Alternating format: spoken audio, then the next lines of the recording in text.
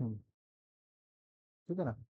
Shell, सब shell, orbital, ये आपको मिलती है। अब हमें समझना है इसके बारे में। तो जो ऑर्बिटल है ना, देखो कुल मिला के फाइनली ये होता है कि जो भी इलेक्ट्रॉन है अल्टीमेटली वो आपको ऑर्बिटल्स के अंदर ही मिलेंगे।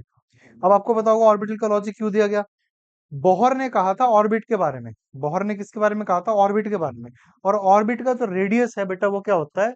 फिक्स होता था। शेप भी उसकी फिक्स होती थी। लेकिन हाइजेनबर्ग ने कहा, क्या कहा अनसर्टेनिटी प्रिंसिपल के अकॉर्डिंग, कि भाई अगर अगर एटम के बारे में आप एग्जैक्ट पोजीशन मोमेंटम पता कर ही नहीं सकते, ठीक है, अगर एग्जैक्ट पोजीशन मोमेंटम आप पता नहीं कर सकते तो फिर कैसे निकाल पाओगे? हेलो। हाँ, in the class right now. Okay. ठीक है भाई। तो आप कैसे उसकी शेप वगैरह पता कर पाओगे फिक्स? तो इसलिए कंसेप्ट आया ऑर्बिटल का। तो देखो अब यहाँ पे ऑर्बिटल के कंसेप्ट में सिंपल सी बात क्या कही इन लोगों ने, कि देखो ऑर्बिटल है ना, ये एक तरह का 3D स्पेस है जिसके अंदर इलेक्ट्रॉन के मिलने की प्रोबेबिलिटी क्या है? मैक्सिमम। मतलब हम लोग है ना, अब यहाँ पे प्रोबेबिलिटी की टर्म से बात करने लग गए। याद करो, आपको पता था साई क्या होता है? Orbital wave function. और अगर साई का स्क्वायर कर देंगे तो साई स्क्वायर क्या हो जाता है? आपका प्रोबेबिलिटी डेंसिटी। इस प्रोबेबिलिटी डेंसिटी का ही गेम है बेटा। जितने भी हमने ऑर्बिटल के बारे में पता करा ना, सारी जानकारी हमें साई स्क्वायर से मिलती है। कैसे मिलते हैं वो भी समझेंगे हम लोग, एनसीईआरटी का डायग्राम ओपन करेंगे या फिर मैं आपको वैसे समझा दूंगा। ठीक है। इस साई स्क्वायर का खेल है, तो हम एक एक करके ना चीजों को ऑर्गेनाइज वे में पढ़ते हैं। हम लोगों ने भाई अपने तीन क्वांटम नंबर, चार क्वांटम नंबर होते हैं ना, हमने तीन क्वांटम नंबर पढ़ लिए। एन बताएगा आपको शेल के बारे में, फिर एल बताएगा आपको सब शेल का नाम क्या है, और फिर जब एमएल की बात करेंगे तो एमएल से हमें पता लगेगा ऑर्बिटल्स, ऑर्बिटल्स कितनी है ना। एक सिंपल सी वर्ड, हम सिंपल सी बात कर सकते हैं, ऑर्बिटल्स कितनी है। और जो ये ऑर्बिटल है ना, इनके लिए एमएल की वैल्यू क्या है। एमएल की वैल्यू अलग अलग क्यों होती है बेटा? क्योंकि आपको पता है ऑर्बिटल की जो ओरिएंटेशन है वो अलग अलग डायरेक्शंस में होती है। वैसे अगर मैं बात करूं आपकी 3p की, तो 3p के अंदर आपकी तीन ऑर्बिटल्स आएंगी, 3p x, 3p y, और आएगी 3p z। अब 3p क्या है जी? सर ये तो सबशेल होती है। और ये तीनों क्या है? इस सबशेल में पाई जाने वाली तीन ऑर्बिटल्स हैं। इनकी एनर्जी, शेप, सब कुछ सेम होता है सर, लेकिन इनकी जो ओरिएंटेशन है ना वो अलग अलग होती है। इसलिए इनमें एमएल की वैल्यू भी क्या आएगी? अलग अलग, -1, 0 और +1। तो ये हमारा लॉजिक था। सारे क्वांटम नंबर मैंने आपको एक झटके में रिवाइज करवा दिए। अरे बस समझ में, सारे क्वांटम नंबर मैंने आपको एक झटके में रिवाइज करवा दिए यहाँ पे। क्लियर है? अब अगली चीज क्या है, अगला क्वेश्चन हमें क्या देखना है? ये ऑर्बिटल क्या होती है? ऑर्बिटल तो सिर्फ 3D स्पेस है। कौन सा 3D स्पेस भाई? सर देखो, एटम के अंदर वो सारी जगह जहां इलेक्ट्रॉन के मिलने की हाई चांसेस है, हाई प्रोबेबिलिटी है, उसको हमने कह दिया ऑर्बिटल। अच्छा, मैंने कहा यार तुम प्रोबेबिलिटी की बात क्यों कर रहे हो? प्रोबेबिलिटी क्या होता है? इलेक्ट्रॉन है तो है बताओ, नहीं है तो नहीं बताओ। फिर आप लोग में से क्या होगा, सर आपने कल ही तो पढ़ाया था हाइजेनबर्ग अनसर्टेनिटी प्रिंसिपल।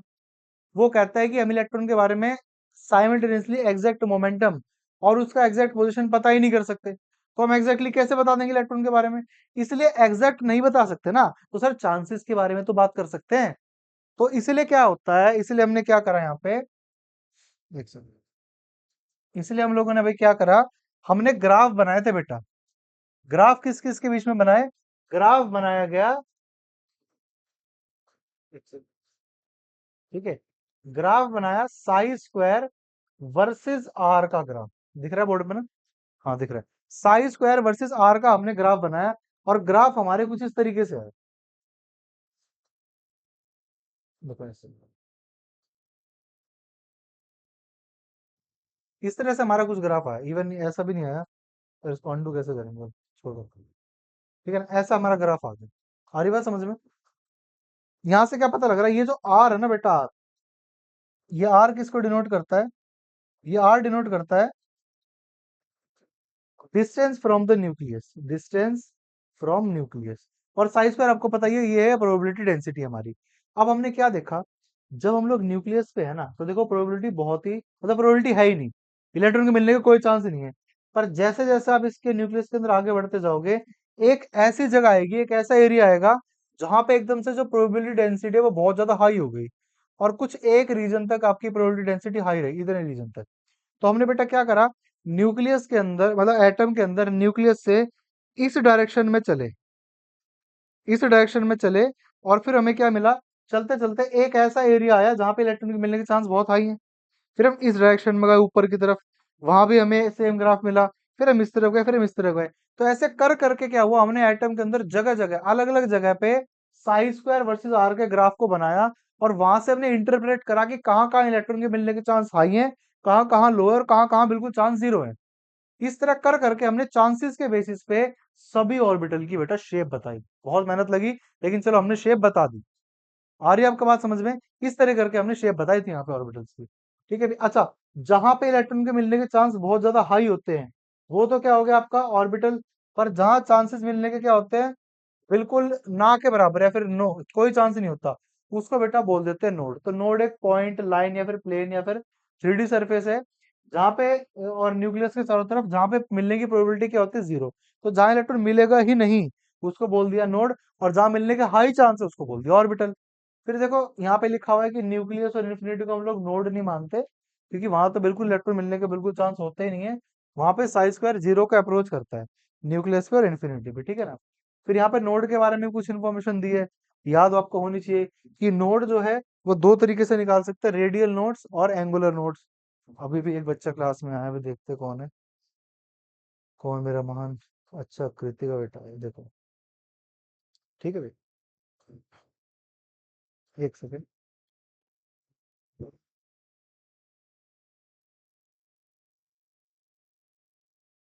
हाँ देखो भाई, तो यहाँ पे लिख रखा है आपका रेडियल नोट्स और एंगुलर नोट्स। रेडियल नोट्स बेटा कैसे होंगी, गोल गोल शेप में होंगी, स्फेरिकल। और एंगुलर नोट्स होंगे प्लेन की फॉर्म में, 2D फॉर्म में। ठीक है ना, इनके फॉर्मूले दे रखे हैं, एन और एल के ऊपर ये डिपेंड करती है कहाँ पे कितनी होंगी, आराम से कर सकते हो। शेप कैसे बताई थी ऑर्बिटल की, साई स्क्वायर वर्सेस आर के ग्राफ से। ठीक है जी, चलो। अब यहाँ पे दो टर्म और आते हैं, चार्ज क्लाउड डायग्राम्स और बाउंड्री सरफेस डायग्राम्स। अब ना बेस्ट ये रहेगा कि अगर मैं एनसीईआरटी ओपन कर लूँ ना, तो फिर आपके लिए यहाँ पे बहुत सही रहने वाला है। तो हम जरा सर्च करते हैं अपना एनसीईआरटी बुक्स, हमेशा की तरह टेक्स्ट बुक हमारी। ठीक है भाई, वो नेट नहीं चल रहा है, ऐसे कैसे पॉसिबल है, हाउ इज इट पॉसिबल।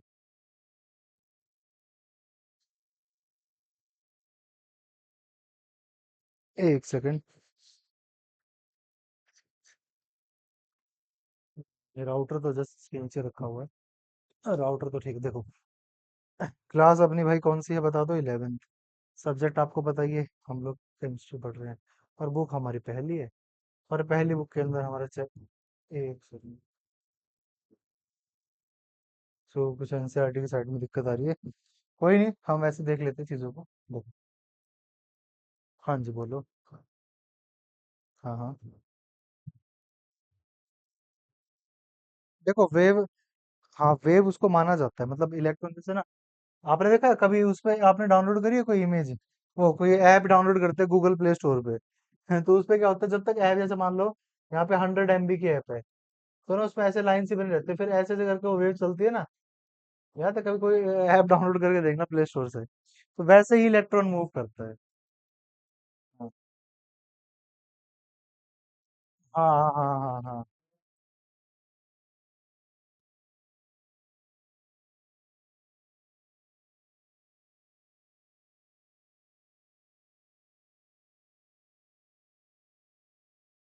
हाँ वही, वहीं पे वही नहीं, नहीं बता पा रहे, वो वहीं तो फेल हो गए, वहीं पे कहानी खत्म हो गई उनकी।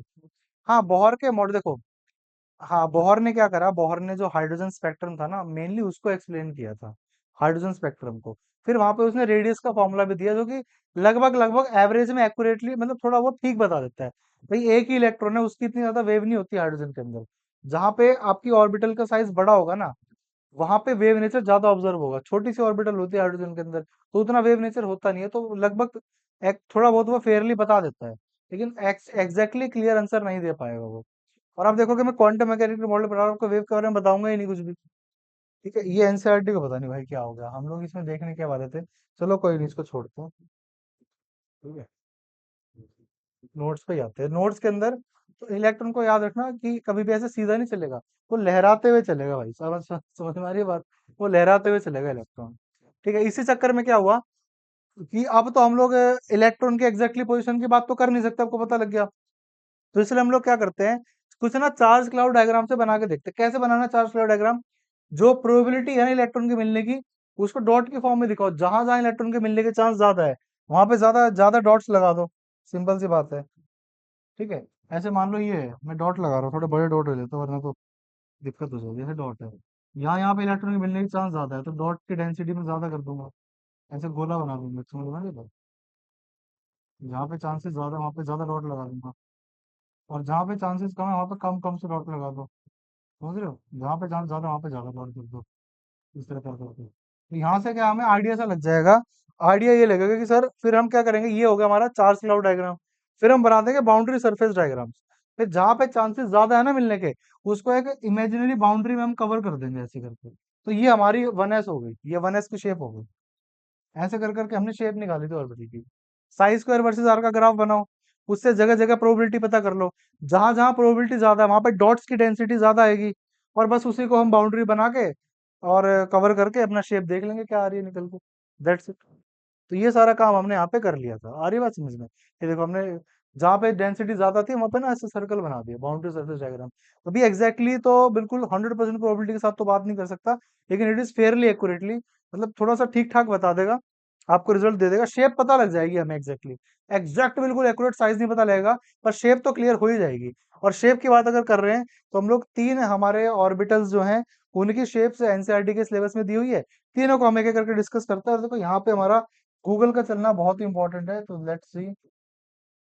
क्रोम हमारा चल गया देखो, है ना? इसको ओपन कर लेते हैं एक बार। पता नहीं बहुत स्लो भी चल रहा है। और यहाँ पे तो बहुत सारे ऐसा लग रहा है टैब खुले हैं ना, सारे टैब्स को बंद करना चाहिए। सब कुछ बंद करते हैं। टैब बहुत सारे होते हैं। ठीक है,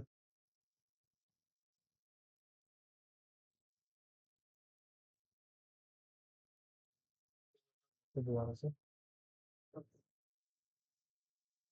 चलो एनसीईआरटी बुक की जरूरत नहीं है।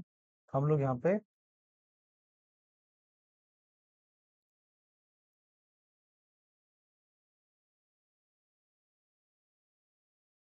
ठीक है, इसको सर्च कर लेते हैं, यहाँ से हम इमेज सर्च पे जाते हैं। तो आपको सिंपल दिख जाएगा कि एस ऑर्बिटल की शेप बेटा कैसे होती है, स्फेरिकल। ये डायग्राम देख लो, यहाँ से क्लियर हो जाएंगी चीजें। एस ऑर्बिटल की आपकी शेप कैसे निकल के आ रही है यहाँ पे, स्फेरिकल। ठीक है, गोले की तरह है। अब ये पता कैसे लगी थी बेटा? याद करो, साई स्क्वायर। ठीक है, साई स्क्वायर वर्सेस हमने आर का जो ग्राफ बनाया था, वहां से शेप निकल के आई स्फेरिकल। बिल्कुल सिमेट्रिकली स्फेरिकल सिमेट्रिकल। और एक बात याद रखना, वन एस छोटी होगी, टू एस उससे बड़ी होगी, थ्री एस उससे बड़ी होगी, फोर एस उससे बड़ी होगी। ऐसे करके सारी कॉन्सेंट्रिक स्फीयर्स की तरह होंगे। और ये पूरी सॉलिड बॉल नहीं है ये सॉलिड बॉल नहीं बेटा, ये होलो बॉल है। सॉलिड ना होकर के कैसी है, ये हॉलो। आ रही बात समझ में? इस तरह करके। ठीक है, तो ये एस तो आपका काफी इजी है। एस में ऐसे कोई टेंशन वाली बात नहीं है। हाँ, पी देखेंगे, पी में भी कोई नहीं है यार, सारे में कोई टेंशन नहीं है। सब पढ़ लेंगे आराम से, दिक्कत की बात नहीं। सारी एस ऑर्बिटल कैसी होंगी भाई, स्फेरिकली सिमेट्रिकल, है ना? न्यूक्लियस के चारों तरफ कंसेंट्रिकली अरेंज होंगी, और इलेक्ट्रॉन के मिलने की प्रोबेबिलिटी हर दिशा में सेम है। जैसे स्फेरिकल शेप आ गई, हर जगह सेम प्रोबेबिलिटी है। तो गोल गोल ऐसे बॉल की तरह अंडे वाली बॉल होती है ना वो, जो अंदर से हॉलो होती है, वैसे वाली बॉल। ठीक है, और जितनी एन की वैल्यू ज्यादा होगी, जैसे वन एस है, तो वन एस से ज्यादा क्या है, टू एस। तो टू एस का साइज भी फिर बड़ा होगा, वन एस से बड़ी टू एस, टू एस से बड़ी थ्री एस, थ्री एस से बड़ी फोर एस, फिर फाइव एस, ऐसे करके चीजें चलेंगी। ठीक है ना? ये साइज का ऑर्डर होगा, टेंशन की बात नहीं है। अब आ जाते हैं पी के अंदर। पी सब शेल के अंदर होती है तीन ऑर्बिटल। और अब पी की शेप देखना बेटा, अब आएगा मजा आपको। ठीक है, देखो पी की शेप देखते हैं। तो इसको मॉडिफाई कर देते हैं, जहाँ पे लिखते हैं अपना ये रहा, पी लिख देते हैं, ठीक है। चलो। अब पी को हम जो है ना थ्री डी में देखेंगे, तो ये हमारे पास यहाँ पे आ चुकी है अपनी पी। ठीक है भाई, पहले ये वाला डायग्राम देख लेते हैं। देखो यहाँ से आपको क्या दिखाई दे रहा होगा कि सर ये रही पी की तीन हमारी ऑर्बिटल्स। पी के एक सबशेल में ये तीन ऑर्बिटल्स पाई जाती हैं। तीनों की शेप बिल्कुल एक जैसी है, और शेप का नाम पता है क्या रखा है? Dumbbell shape. है ना? दो ऐसे बॉल बनी है, डंबल शेप्स। और हमें कहते हैं कि एक ऑर्बिटल के अंदर दो लोब्स हैं, तो वो इलेक्ट्रॉन यहाँ मिलेंगे लोब्स के अंदर। एक सेकंड। वो इलेक्ट्रॉन्स है ना, यहाँ मिलेंगे लोब्स के अंदर। आ रही बात समझ में आपको? ठीक है, इन लोब्स के अंदर वो इलेक्ट्रॉन आपको मिलने वाले हैं। आगे बस, अब देखो बात यहाँ पे ये है कि जो ये पहली पी ऑर्बिटल है ना, इसका नाम इन्होंने दिया पी एक्स। तो ध्यान दो कि हमारे पास होती है एक्स एक्सिस, एक होती है वाई एक्सिस, एक जेड एक्सिस होती है।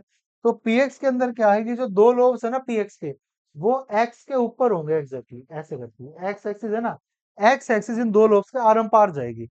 तो ये हमारी क्या हो गई, पीएक्स हो गई। ऐसे ही जो पी वाई होगी उसमें वाई एक्सिस देखो आर पार गई हुई है, वाई एक्सिस। अरे बात समझ, वाई एक्सिस इसके आर पार गई है लोब्स को। तो जो पी वाई हम बनाएंगे, मैं बना के दिखाता हूँ आपको, एक सेकंड लगनी है बस। ठीक है, ये हमारी होगी एक्स एक्सिस, ये हमारी होगी वाई एक्सिस, दो एक्सिस हो गई। अब वाई पी वाई के अंदर क्या होगा बेटा, वाई के ऊपर होंगे आपके लोब्स इस तरीके से, और जेड वाली पे जेड के ऊपर। तो इस तरह करके हमारी तीन पी हो जाती हैं, P X P Y P Z.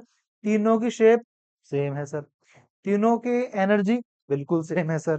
ठीक है, लेकिन फर्क क्या है कि सर, फर्क इनमें यह है कि इनकी ओरिएंटेशन अलग अलग आ रही है। इनकी ओरिएंटेशन जो है वो अलग अलग निकल के आ रही है, एक्स एक्सिस में, वाई एक्सिस में, जेड एक्सिस में। और अलग अलग अलग ओरिएंटेशन की वजह से ही इनकी एमएल की वैल्यू यानी कि मैग्नेटिक क्वांटम नंबर की वैल्यू भी अलग अलग निकल के आती है। तो पीएक्स में भी कोई दिक्कत नहीं होगी, पर हम अपनी पीडीएफ को भी देख लेते हैं वहां पे क्या लिखा हुआ है, फिर हम चलेंगे अपनी डी की तरफ। तो दिख रहा होगा भाई, तीन पी ऑर्बिटल हैं, इक्विवेलेंट एनर्जी है, सेम रोटे रिलेशन होती है न्यूक्लियस के साथ। बस उनकी डायरेक्शन और डिस्ट्रीब्यूशन ऑफ चार्ज में फर्क है। और ये एक दूसरे के राइट एंगल पे होती हैं, और ये आपको शेप मैंने बना के दिखा रखी है। बाउंड्री सरफेस डायग्राम हो गया। हर एक ऑर्बिटल की शेप कैसी है, डंबल शेप। और याद रखना बेटा, जिन ऑर्बिटल की एनर्जी बिल्कुल सेम होती है उनको बोलते हैं डी जेनरेट ऑर्बिटल्स। याद रखना बेटा, क्या बोलते हैं, डी जेनरेट ऑर्बिटल्स। क्लियर हो रही है बात, समझ में आ रही है? ठीक है जी। अब यहाँ पे भी वही है, एन की वैल्यू बढ़ेगी तो साइज बढ़ेगा। तो अगर पी एक्स इस तरीके से बनाई मैंने, ये मान लो टू पी एक्स है ना, ये हमारी एक्सिस, अगर मैं टू पी एक्स ऐसे बनाई, तो फिर थ्री पी एक्स इससे बड़ी बनेगी, और फोर पी और बड़ी बनेगी, तो साइज बढ़ता जाता है इनका भी अकॉर्डिंगली। ठीक है भाई, चलो अब हमारे पास आती है अपनी डी। डी ऑर्बिटल्स देखते हैं भाई, यार डी ऑर्बिटल्स में क्या सीन होगा। तो डी ऑर्बिटल्स होती है पांच। ठीक है, डी सबशेल के अंदर डी ऑर्बिटल्स कितनी होती है, पांच। मैं इन डी ऑर्बिटल्स को क्या करना चाहूंगा बेटा, एक बार ना मैं अपने आप से इसको बनाना चाहूंगा, व्हाइट बोर्ड। नेक्स्ट पेज पे आ जाते हैं, व्हाइट बोर्ड। तो बेटा ध्यान रखना, जो ये ऑर्बिटल्स है किस तरीके से हम लोग इसको बनाएंगे, ठीक है, किस तरीके से देखेंगे। देखो, X axis Y axis, X axis Y axis, X axis Y axis, Z भी बना देते हैं, यहाँ पे भी जेड बना दो बेशक, और यहाँ पे भी जेड बना। ठीक है, ऐसे जरूरत नहीं थी वैसे जेड की, मैं हटा ही देता हूँ। यहाँ बनेगा जेड एक्सिस। अब भाई ये आपके पास क्या, एक्स वाई है ना, एक्स वाई, और यहाँ पे अपने जेड भी है, एक्स। ठीक है भाई, तीन ग्रुप हो गए। अब इसके अलावा मैं दो और बनाऊंगा, एक्स वाई, और यहाँ पे एक्स वाई और एक जेड भी बना। अब देखो मैंने ऐसा क्यों करा, लॉजिक समझना। डी की जो शेप है ना, वो होती है डबल डंबल शेप। कैसी होती है, डबल डंबल शेप। इसको ऐसे छोड़ देते हैं, हमें गूगल पे चलते हैं। ठीक है, और यहाँ पे हम लिखते हैं D। ठीक है, अपना थ्री डी डायग्राम यहाँ पे अपना आ जाएगा, तो थ्री डी वाले डायग्राम को देखते हैं।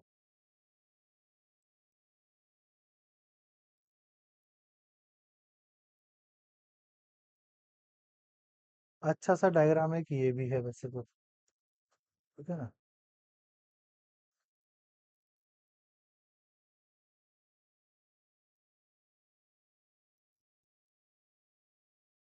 ये देखो, अब यहाँ से बेटा चीजों को एक बार समझने की कोशिश करना, ठीक है ना। इसमें से हम चीजों को देखेंगे थोड़ा, किस तरीके से हमारे डी जो है इस आई। तो देखो, पहली बात तो हमने क्या करा, इसको तीन ग्रुप के अंदर क्लासिफाई कर दिया। ठीक है, तीन ग्रुप में क्लासिफाई किया। ये देखो, ये क्या है, D X Y, D X Z, और यहाँ पे हमारे पास क्या आएगी, डी वाई जेड। तो याद रखना भाई, इसके अंदर ना चार लोब्स होते हैं, चार लोब्स। और वो चार लोब्स कैसे होते हैं, इस डायग्राम के अलावा मैं आपको समझाने के लिए अपने व्हाइट बोर्ड का पहले इस्तेमाल कर लेता हूँ। व्हाइट बोर्ड में किस तरीके से आएंगी चीजें, समझना ध्यान से। चार लोब्स हैं, तो हमारे वाली जो पहली होती है ना, डी एक्स वाई, उसके अंदर क्या होगा, एक्स और वाई के बीच में एक लोब आया, एक्स और वाई के बीच में एक और लोब आया, एक और लोब आया, और एक और लोब आया। तो चार लोब जो है ना, वो एक्स और वाई के बीच में आ रहे हैं, एक्स और वाई के बीच में फंसे हुए हैं, एक्स के ऊपर भी नहीं, वाई के ऊपर भी नहीं, पर उनके बीच में फंसे हैं। ये होगा हमारा डी एक्स वाई। ठीक है, फिर हमारे पास क्या आती है, डी वाई जेड आएगी। ठीक है, D X Y D Y Z, इसके लिए हमें क्या करना पड़ेगा, पहले तो हमें एक जेड एक्सिस ड्रॉ करनी पड़ेगी। और ड्रॉ करके इसके अंदर हम क्या देखेंगे, देखो लोब्स आएंगे वाई और जेड के बीच में।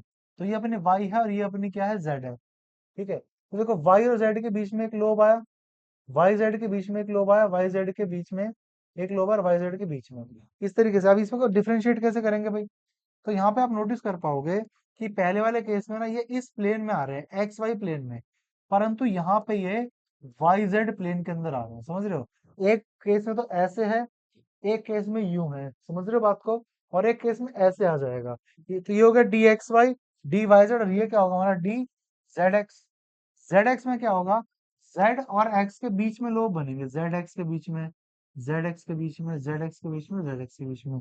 अब ये किस तरीके से हमारे आए भाई, ये आ गए हमारे z और x के पैरेलल, z और x के पैरेलल आ गए। तो क्या हुआ, हमने क्या समझा कि डी सब शेल के अंदर जो 5 ऑर्बिटल हैं, उन 5 में से जो हमारी 3 ऑर्बिटल्स हैं, उनके लोब आते हैं बिटवीन दी एक्सिस। तो इन तीनों के अंदर मैं कह सकता हूँ इनके लोब कहाँ आ रहे हैं, बिटवीन दी एक्सिस। एक्सिस का प्लूरल क्या होता है, एक्सिस। बिटवीन दी एक्सिस यहाँ पे लोब्स आ रहे हैं। ये हो गए हमारे 3 ग्रुप। अब इस 3 के अलावा हमारे पास 2 ग्रुप, मतलब 2 और होंगे। 2 कैसे होंगे, देखो ये होगा हमारा D X square dash Y square, और ये हमारा क्या हो जाएगा, डी जेड स्क्वायर, ये हो जाएगा अब इस तरह से। इनमें क्या रहेगा, जो हमारा D X square dash Y square, उसमें क्या होगा, देखो यहाँ क्या था, लोब था बिटवीन दी एक्सिस है ना, बिटवीन दी एक्सिस। और यहाँ पे क्या होंगे, ऑन दी एक्सिस, तो ये एक्स एक्सिस है। ठीक है, ये हमारी एक्स एक्सिस है, एक्स के ऊपर 2 लोब हैं और वाई के ऊपर भी 2 लोब हैं। तो इसलिए बोला D X square dash Y square, X और एक्स स्क्वायर, वाई और वाई स्क्वायर, ऐसे लॉजिक याद रख सकते हो। तो D X square dash Y square ये हो गया, और डी जेड स्क्वायर में होंगे लोब जेड के ऊपर, और थोड़ा सा इसमें इलेक्ट्रॉन इस तरीके से भी आपको मिलता है देखने को। यहाँ भी कुछ इलेक्ट्रॉन डेंसिटी आपको देखने को मिलेगी। आ रही है कुछ बात समझ में, तो ये हो गए, समझे बेटा। तो हम लोग क्या पढ़ रहे हैं, डी सबशेल की 5 ऑर्बिटल्स पढ़ रहे हैं। डी सब शेल की ये रही सर 5 ऑर्बिटल। इन सभी की शेप कैसी है सर, इनकी है शेप डबल डंबल। टी की कैसी थी बताओ, डंबल। तो इनकी कैसी है, डबल डंबल शेप। आ रही बात समझ में, इनकी शेप कैसी है, डबल डंबल। अब इसमें क्या करा सर, इसको याद रखने का तरीका है, इसको 2 ग्रुप में क्लासिफाई कर दो। मतलब एनर्जी अलग अलग नहीं, एनर्जी सबकी सेम है, बस वही होता है ना कि ओरिएंटेशन अलग अलग होती है, उस चक्कर में हो गया। तो क्या हुआ, जो पहली 3 हैं उनके उनके जो लोब हैं वो होंगे बिटवीन दी एक्सिस, और जो अगली 2 हैं उनके लोब होंगे ऑन दी एक्सिस। तो बिटवीन दी एक्सिस और ऑन दी एक्सिस का लॉजिक याद रखो, डी एक्स वाई के बीच में, D Y Z Y Z X, 3 हो गए। फिर X square dash Y square और डी जेड स्क्वायर। अब इसको 3D में आप देखोगे ना एक बार, तो आपको अब अच्छे से समझ में आ जाएगा। देखो अब देख लो, अब आपको अच्छे से समझ में आना है, ठीक है ना, बढ़िया करके समझ में आएगा। ये देखो, ये कहता है एक्स वाई, तो एक्स और वाई के ऊपर लोब्स है, और जो देखो जो आपको ये ग्लास की शीट से दिखा रखे है ना, ये नोडल प्लेन्स है, यहाँ पे नोड है ये, जहाँ पे इलेक्ट्रॉन मिलने की प्रोबेबिलिटी 0 होती है। तो नोड है, तो इस तरह करके बेटा आपको दिखा रहा है। ये देखो डी जेड स्क्वायर हो गया। जेड क्या है, जेड के ऊपर आर पार 2 लोब्स लगे और बीच में गोला बना हुआ है। आ रही बात समझ में, बस ये हो गया हमारे यहाँ पे कंप्लीट टॉपिक। बताओ मजा आया कि नहीं है। ठीक है, ये सारी की सारी आपकी डीजेनरेट ऑर्बिटल्स होंगी, सारा आपको दिखा रखा है यहाँ पे। That's it. अब हमारा एक और क्वांटम नंबर रह गया था, बहुत इजी क्वांटम नंबर है, स्पिन क्वांटम नंबर होता है बेटा। अब क्या होता है कि जब हम एक ऑर्बिटल में इलेक्ट्रॉन को भरेंगे, अब देखो ऑर्बिटल की शेप तो अलग अलग होती है। हाँ जी बोलो।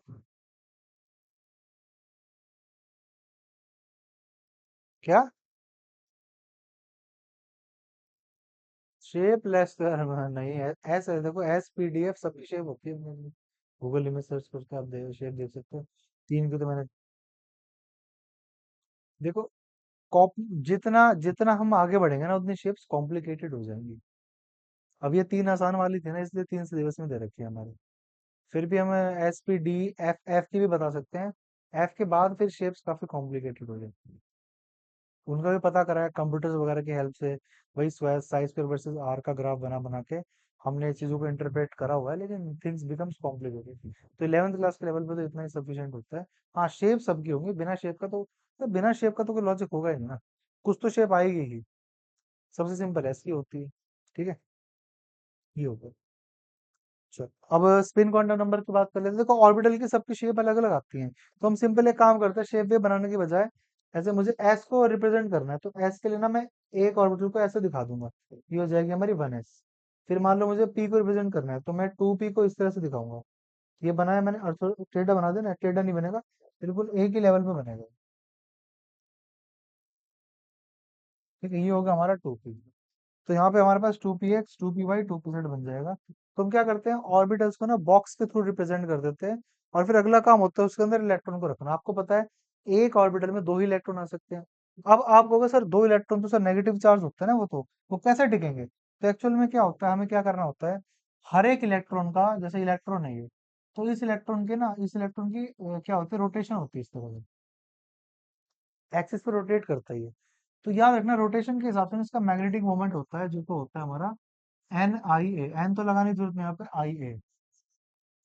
मतलब जो भी है फिजिक्स में आता है आपका मैग्नेटिक मोमेंट, तो मैग्नेटिक मोमेंट होता है इलेक्ट्रॉन का, और वो स्पिन पे डिपेंड करेगा। तो हम क्या कहते हैं कि भाई अगर आपको एक ऑर्बिटल के अंदर दो इलेक्ट्रॉन रखने हैं तो रखो, एक ऑर्बिटल में दो ही इलेक्ट्रॉन आएंगे, पर शर्त ये है कि उनकी स्पिन अपोजिट होगी।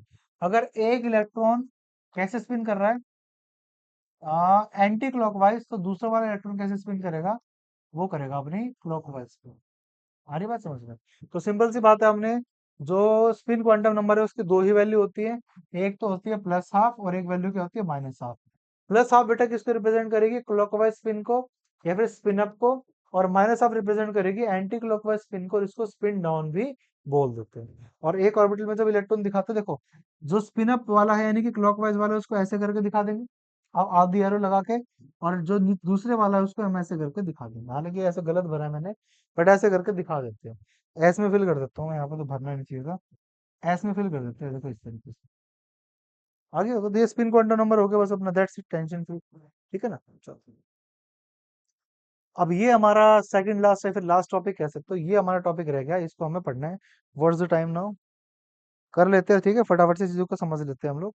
ठीक है, टॉपिक हमारे इंपॉर्टेंट है, 9:05 ही हुए हैं, है ना, अभी हमारी लगभग लगभग 35 मिनट की तो क्लास हुई है।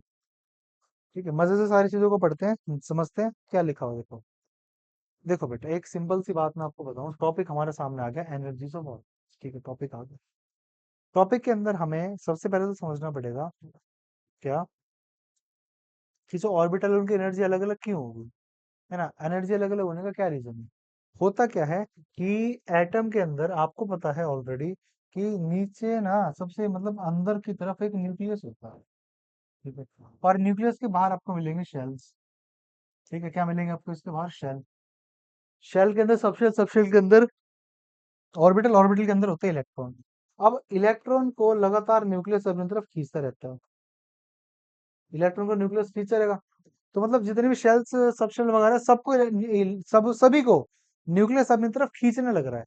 पर होता क्या है, न्यूक्लियस हर एक इलेक्ट्रॉन को, हर चीज को इक्वल तरीके से नहीं खींच पाता अपने अंदर। देखो इलेक्ट्रॉन है नेगेटिव चार्ज के ना, न्यूक्लियस पे पॉजिटिव चार्ज है, तो अट्रैक्ट तो करेगा वो, पर इक्वली अट्रैक्ट नहीं कर पाएगा। इस चक्कर में सभी की एनर्जीज वगैरह भी अलग अलग हो जाती है, शेप भी अलग है ना, तो एनर्जी भी क्या हो जाएंगी, अलग अलग हो जाएंगी। तो एनर्जी पढ़ने के लिए आपको किस बात पे ध्यान देना है, कि डीजेनरेट ऑर्बिटल तो मैंने बता दिया, तो उसको छोड़ो साइड में। हाइड्रोजन एटम में खाली प्रिंसिपल क्वांटम नंबर पे एनर्जी डिपेंड करेगी। पहली शेल के अंदर 1s होगी, सब शेल। ठीक है, फिर दूसरी शेल के अंदर दो सब शेल आती हैं, 2s और 2p। दोनों की एनर्जी 1s से ज्यादा होगी और आपस में इक्वल होगी। फिर थर्ड शेल में जितनी भी सब शेल आ रही हैं, उनकी एनर्जी इन दोनों से ज्यादा होगी, चौथे वाले की इन तीनों से ज्यादा होगी। तो ये लॉजिक लगेगा हाइड्रोजन के अंदर। और देखो हाइड्रोजन तो यार एक ही एटम है, उसको थोड़ा ना पढ़ना है, हमें सिर्फ सारे एटम के बारे में पढ़ना है। सारे एटम के लिए हमें एक रूल का इस्तेमाल करना पड़ता है, N+L रूल, जो कि मैं आपको थोड़ी देर में समझाता हूँ। ठीक है, चलो। अब दो चीजें और देखो, शील्डिंग इफेक्ट और इफेक्टिव न्यूक्लियर चार्ज, ये आपको समझना है। देखो ज्यादा डिटेल में नहीं जाएंगे, बस लॉजिक को हम लोग समझेंगे, तो हमारा काम बढ़िया तरीके से चल जाएगा। क्या होता है कि जो इलेक्ट्रॉन्स है ना, वो न्यूक्लियस उसको इक्वल तरीके से नहीं खींच पाता, जैसे मैं आपको डायग्राम के थ्रू समझाऊंगा।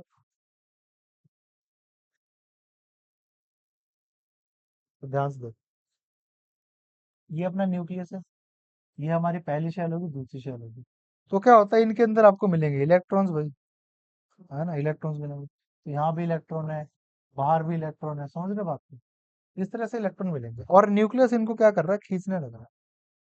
अब आप पहली बात तो खुद देख पाओ कि जो ये अंदर के इलेक्ट्रॉन्स है ये न्यूक्लियस के ज्यादा पास है, तो न्यूक्लियस इनको अच्छे से खींच पाएगा। लेकिन जो बाहर के इलेक्ट्रॉन है, जब उसे ये न्यूक्लियस खींचेगा ना, तो अंदर वाले उस बाहर वाले को रिपेल भी तो करेंगे। वो समझ रहे हो कि सबसे अंदर के इलेक्ट्रॉन्स को तो न्यूक्लियस ने खींच लिया, पर जो अंदर से बाहर की शेल की तरफ इलेक्ट्रॉन्स है, बाहर वाले, जब उसे न्यूक्लियस खींचेगा तो अंदर के इलेक्ट्रॉन्स अड़ जाएंगे बीच में, क्योंकि इलेक्ट्रॉन इलेक्ट्रॉन रिपेल होता है और न्यूक्लियस इलेक्ट्रॉन को खींचता है। तो आपको दो बातें समझनी है। शील्डिंग इफेक्ट का मतलब क्या होता है, अंदर के इलेक्ट्रॉन, अंदर वाली शेल के इलेक्ट्रॉन्स बाहर की शेल के इलेक्ट्रॉन्स को शील्ड कर रहे हैं, ढाल की तरह बचाव कर रहे हैं उनका। न्यूक्लियस जिस ताकत से बाहर के इलेक्ट्रॉन को खींच सकता था ना, न्यूक्लियस खींच नहीं पा रहा, क्योंकि अंदर के इलेक्ट्रॉन अड़ गए बीच में। भाई अड़ गए तो क्या कर सकते हैं, है ना। एक तो ये चीज़। तो इसको पढ़ के देखते हैं क्या लिखा है नोट्स के अंदर। The repulsive force offered by the inner shell electrons on the outer, हाँ ठीक बात है, बाहर के इलेक्ट्रॉन्स के ऊपर अंदर के शेल के इलेक्ट्रॉन रिपल्शन लगाते हैं, जिस चक्कर में अंदर के इलेक्ट्रॉन बाहर वालों को शील्ड कर रहे हैं, मतलब प्रोटेक्शन कर रहे हैं उनकी। तो पहला तो ये लॉजिक हो गया। अगला लॉजिक क्या आता है, इफेक्टिव न्यूक्लियर चार्ज। जिस ताकत से न्यूक्लियस इलेक्ट्रॉन को खींच सकता है उसे बोलते हैं न्यूक्लियर चार्ज। भाई ये इस पावर से खींच सकता है। पर दिक्कत क्या आती है, जब कई सारे इलेक्ट्रॉन हो जाते हैं तो न्यूक्लियस जो है वो बाहर के इलेक्ट्रॉन को जिस ताकत से खींच सकता था ना, उससे खींच नहीं पा रहा। मतलब मान लो 100 की पावर थी न्यूक्लियस के पास, पर वो 90 की पावर से खींच पा रहा है। तो ऐसा क्यों हो रहा है, वो पूरी पावर से क्यों नहीं अट्रैक्ट कर पा रहा, क्योंकि शील्डिंग इफेक्ट लग गया, सिंपल सी बात है। शील्डिंग इफेक्ट लग गया, शेप भी अलग अलग होती है ऑर्बिटल्स की। इस टॉपिक को पढ़ते हैं एक बार, ठीक है ना, आ रही बात समझ में? बिल्कुल सिंपल शब्दों में आप मेरी बात सुनते रहोगे ना आराम से बैठ के, समझ में सब कुछ आना ही आना है। कोई दिक्कत वाली बात नहीं है। तो क्या लिखा हुआ है, because of the shielding effect, shielding effect की वजह से जो आउटर इलेक्ट्रॉन है ना, वो न्यूक्लियस के पूरे फोर्स को एक्सपीरियंस ही नहीं कर पाते। जिस ताकत से न्यूक्लियस बाहर के इलेक्ट्रॉन को खींचना चाहता था, या फिर जितनी उसमें पावर थी न्यूक्लियस में, वो पूरी पावर से खींच नहीं पा रहा। क्यों नहीं कर पा रहा सर, अरे शेप, ये शील्डिंग इफेक्ट की वजह से। सिंपल सी बात है, आगे बात समझ में? तो शील्डिंग इफेक्ट अब बेसिकली डिपेंड किस पे करता है, शेप के ऊपर। देखो एस होती है हमारी गोल गोल, तो एस के इलेक्ट्रॉन ऐसे गोल गोल गोल गोल फैले हुए होंगे, तो सबसे बढ़िया शील्डिंग कौन से इलेक्ट्रॉन कर पाते हैं जी, एस के इलेक्ट्रॉन। फिर पी भी ऐसे मोटे मोटे गोले की तरह होती है, तो वो भी बढ़िया शील्डिंग कर देते हैं। पर देखो डी थोड़ी खिंच जाती है ना, उतनी मतलब बढ़िया गोले जैसे नहीं है, डी खिंची खिंची सी है, तो उसका शील्डिंग इफेक्ट बेकार हो जाता है। और एफ तो भाई साहब लंबी लंबी सी होती है एफ, उसका शील्डिंग इफेक्ट तो बिल्कुल ही बेकार हो जाता है। तो शेप की वजह से शील्डिंग इफेक्ट का ऑर्डर भी आप लोग यहाँ पे याद रख सकते हो। और इसी चक्कर में क्या होता है, जो ऑर्बिटल्स हैं एक ही शेल, जैसे मान लो हमारे पास सेकंड शेल की बात करते हैं, सेकंड शेल में दो सब शेल होती हैं, 2s और 2p। अब क्या चक्कर होता है कि शेप अलग अलग आ गई। देखो 2s भी सेकंड शेल में है और 2p भी सेकंड शेल में है, लेकिन दिक्कत क्या आ रही है, जो 2s है ना, 2s है गोल शेप की और 2p है डबल शेप की, शेप अलग अलग होगी। और इसी चक्कर में शेप अलग होने की वजह से उनकी एनर्जी भी अलग अलग हो जाती है। तो 2s की एनर्जी थोड़ी कम हो जाती है, 2p की एनर्जी थोड़ी ज्यादा हो जाती है। आगे बात समझ में? तो सिंपल सी बात याद रखना बेटा, वैसे एनर्जी मेनली शेल पे डिपेंड करती है, यानी कि प्रिंसिपल क्वांटम नंबर पे। पर एक ही शेल के अंदर होते हुए भी जो अलग अलग सब शेल, जैसे मान लो थर्ड शेल की बात करूं, तो थर्ड शेल में क्या मिलेगी, 3s, 3p और 3d। इन तीनों की एनर्जी क्या होगी बेटा, अलग अलग। हमारी बात समझ में? ये रीजन सारा आपको यहाँ पे समझा दिया। अब सर पता कैसे करेंगे, तो पता करने के लिए हमारे पास होता है ऑफ प्रिंसिपल। ऑफ प्रिंसिपल क्या करता है, इस एन प्लस आर रूल का इस्तेमाल करता है। तो एक बार हम एन प्लस आर रूल को सीखते हैं और फिर हम बढ़ेंगे इसके अंदर आगे, ठीक है। यहाँ पे आ जाओ, एन प्लस आर रूल को सीखोगे। बस दो टॉपिक और रह गए एन प्लस एल रूल, इसके अलावा फिर हम अपना कंप्लीट कर देंगे। एन प्लस एल रूल क्या कहता है, देखो हमारे पास ऑर्बिटल है 1s, 2s, 2p, है ना। एक तो होती है पहले शेल में 1s, फिर होगी 2s, 2 फिर आएगी 3s, 3p और 3d, ये आएंगे। फिर आएंगे 4s, 4p, 4d और 4s। अब इनको देखते हैं कैसे अरेंज करना है। तो बेटा सबके लिए हम लोग क्या करेंगे, सबसे पहले एन की वैल्यू लिख लेंगे, एन। और एल की वैल्यू लिख लो, और एन प्लस एल कर देंगे फिर। सबका हम लोग एन प्लस एल कर देंगे। देखो एन क्या होगा इसमें, 1 2 2 3 3 4 4 4 4। एल क्या होगा इसमें, 0 0 1 0 1 2 0 1 2। ऐड कर देते हैं, कितना आ रहा है, 1 2 3 4 4। ठीक है, 4 5 4 5 6 7। बस बेटा सिंपल, हमारा एन प्लस एल यहाँ पे लग गया है। एन प्लस एल रूल कहता है एनर्जी जो है ना, वो डायरेक्टली प्रोपोर्शनल है एन प्लस एल की वैल्यू पे। जिसकी एन प्लस एल की वैल्यू ज्यादा होगी उसकी एनर्जी भी ज्यादा होगी। अब लॉजिक लगाओ यहाँ से। सबसे कम एन प्लस एल की वैल्यू किसकी आ रही है बताओ? वो आ रही है 1s की, तो 1s की एनर्जी सबसे कम है। उसके बाद आ रही है 2s की एनर्जी, 2s की एनर्जी उससे ज्यादा है। लेकिन अब यहाँ पे कंफ्यूजन हो गई, इन दोनों के एन प्लस एल तो तीन तीन आ गया। तो जब एन प्लस एल की वैल्यू क्लैश कर जाए तो क्या करोगे? आप एन की वैल्यू को देखोगे, जिसका एन ज्यादा है उसी को हम लोग यहाँ पे मान के चलेंगे ज्यादा। तो देखो 2p के लिए भी 3 आ रहा है और 3s के लिए भी 3, लेकिन 3s में n की वैल्यू 3 है ना, इसलिए इसकी एनर्जी ज्यादा होगी। तो इसलिए लॉजिक क्या हुआ, 2p से ज्यादा एनर्जी किसकी है, 3s की। यहाँ तक क्लियर हो गया? अब यहाँ आ जाओ 3p 3d। अब देखो 3p के लिए भी 4 आ रहा है, 4s के लिए भी 4 आ रहा है, तो कैसे लगाएंगे? 3p को पहले लिखेंगे, फिर लिखेंगे 4s को। अब हमारे पास ये दोनों आ गए 5 और 5। 3d 4p का सेम आ रहा, तो पहले लिखेंगे 3d को, फिर लिखेंगे हम लोग 4p को। कुछ लॉजिक समझ में आ रहा है? तो देखो बेटा क्या यहाँ से ऑर्डर बन के आया हमारा, ऑर्डर क्या बन के आया, 1s 2s 2p 3s 3p, फिर 4s और 4p के बीच में आ गया हमारा 3d। क्यों आया बताओ बीच में 3d? Because of n plus L rule. तो इस तरीके से सभी ऑर्बिटल्स को सबसे पहले तो, मतलब सभी सबशेल्स को सबसे पहले तो हम इंक्रीजिंग एनर्जी के ऑर्डर में अरेंज करेंगे। इसकी मैं आपको ट्रिक बता देता हूँ, याद कैसे रखोगे। सबसे पहले बेटा आपको ध्यान रखना है, ठीक है, सबसे पहले आपको याद रखना है 1s, फिर आपका आएगा 2s 2p। ये लॉजिक बना दिया। उसके बाद क्या करेंगे हम लोग, 3s और 3p लगाएंगे। यहाँ तक लॉजिक लग गया। उसके बाद ध्यान देना बेटा, उसके बाद 4s और 4p के बीच में आपको क्या डालना है यहाँ पे, बीच में आपको क्या डालना है यहाँ पे, 3d। है बात समझ में? फिर उसके बाद क्या करेंगे, लॉजिक क्या लगाएंगे, ठीक है। फिर 5s और 5p के बीच में आपको क्या डालना है बेटा, यहाँ पे बताओ, बीच में क्या डालना है आपको, 4d। तो सारे लॉजिक समझो, लॉजिक समझो जरा, क्या लॉजिक इसके अंदर। पहले आ गया 1s, फिर आ गया 2s 2p, फिर आ गया 3s 3p, कोई दिक्कत। फिर 4s 4p के बीच में एक कम करके d डाल दो, फिर 5s 5p के बीच में एक कम करके वापस से d डाल दो। यहाँ तक का भर लिया आप लोगों ने? अब इसके बाद देखो बेटा क्या होगा, फिर 6s और 6p के बीच में हमें दो डालने हैं। और वो दो कैसे कैसे डालने हैं हमें, एक तो डालेंगे हम दो कम करके f, और एक कम करके क्या डाल देंगे, d डाल देंगे। तो 4f क्या आ गया हमारा, 5d आ गया। लॉजिक आ रहा है समझो बेटा? ठीक है, तो यहाँ पे इन दोनों के बीच में हमारे कितने आ गए, दो आ गए। और फिर इसके बाद और एनर्जी में लास्ट में आपको ध्यान रखना है, फिर आएगा हमारा 7s और 7p। और 7s 7p के बीच में बेटा क्या करेंगे, दो कम करके f डाल दो, और एक कम करके क्या डाल दो, d डाल दो। और यहाँ पे भी आपका लॉजिक यहाँ पे क्या हो चुका है, रेडी हो चुका है। ठीक है, ये बिल्कुल दो हो गए। तो बेटा याद रखना, कल मैं आपसे स्कूल में आते ही लिखवाऊंगा, ये पूरा ऑर्डर आपसे लिखवाऊंगा। अभी याद करने की कोशिश करो, लॉजिक लगाओ। 1s 2s 2p 3s 3p, यहाँ तक तो कोई दिक्कत नहीं है।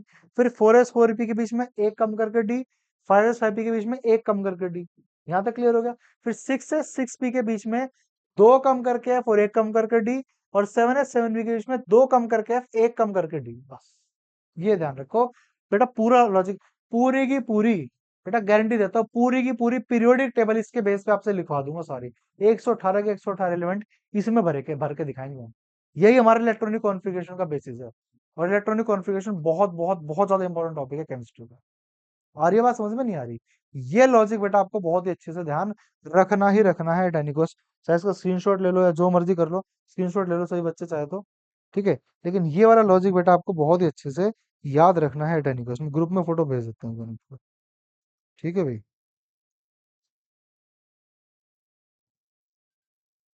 कहाँ पे है आपका ग्रुप? ठीक है, ग्रुप में फोटो भेज देता हूँ इस चीज की, क्योंकि ये थोड़ा कलरफुल है ना, तो यहाँ से आप आराम से इसको देख सकते हो, वो चीजों को।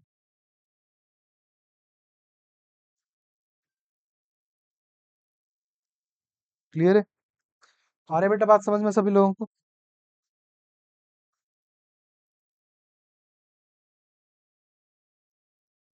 चलो, तो यहाँ तक अगर आपको बात समझ में आ गई है, तो अब आगे के टॉपिक आपके लिए ना बिल्कुल मक्खन हो जाएंगे। ध्यान से समझना। ठीक है। I think the time is 9:18। बेटा एक बार यस और नो कर दो, क्लास कंटिन्यू करें या फिर बस कल करें अब? थोड़ा सा रह गया वैसे तो, पर अच्छे से पढ़ाऊंगा यार, मैथ्स तो मैं पढ़ा दूंगा। पता बहुत है। बताओ यस और नो, समझ में आ गया सभी को?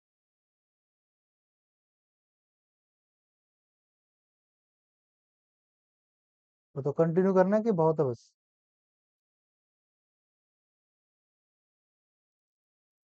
कोई तो कहो यार, कुछ तो कहो। क्लास को ओवर करें। नहीं तो पढ़ाएं फिर आपको।